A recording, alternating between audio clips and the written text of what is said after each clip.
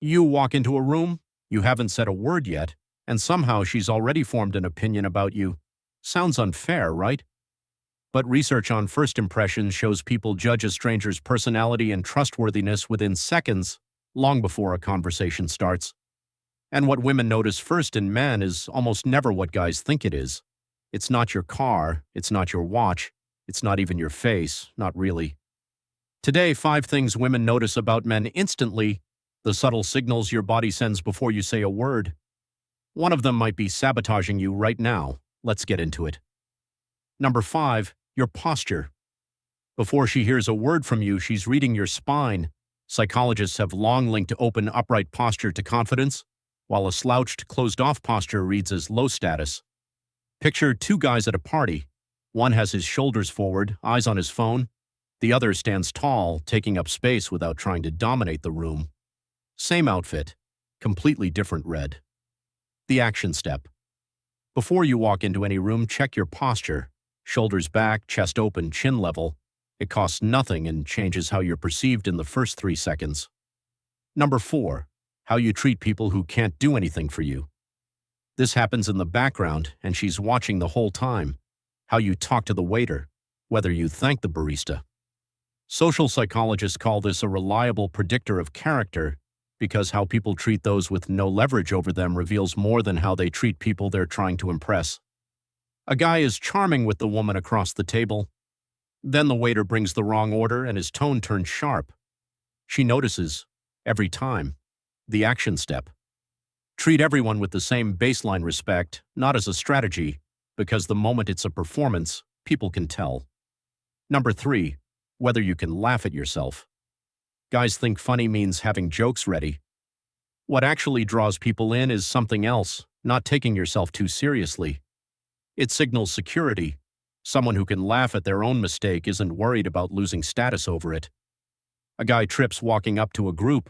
One version gets embarrassed and tries to disappear. Another laughs it off and keeps moving. Same stumble, completely different energy. The action step. Next time something mildly embarrassing happens, skip the over-explaining. Make a light joke and move on. Number 2, your hands and your eye contact. This happens almost entirely below conscious awareness. Hidden, fidgeting hands read as nervous or evasive. Relaxed hands paired with steady eye contact read as calm and trustworthy, an instinct as old as showing someone you're not a threat. A guy keeps his arms crossed, eyes darting to his phone. Even if his words are right, his body is broadcasting discomfort, and she'll pick up on the mismatch fast. The action step. Keep your hands visible and relaxed, gesturing naturally instead of hidden in pockets. Hold steady eye contact, especially when she's speaking. Number 1, whether you actually listen or you're just waiting for your turn to talk. Most guys think being interesting means having sharp stories ready.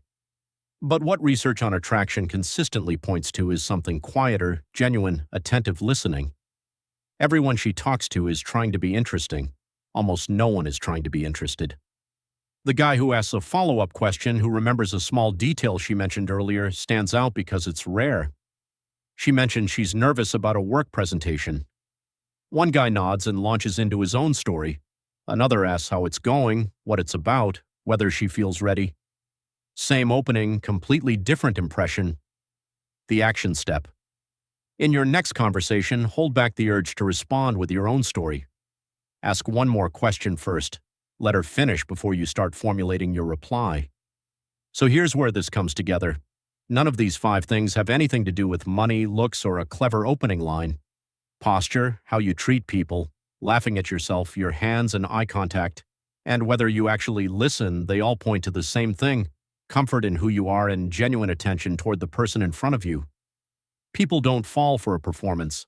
They notice the small, honest signals you're not even trying to send. Get those right, and you won't need a script at all. Don't forget to subscribe to the channel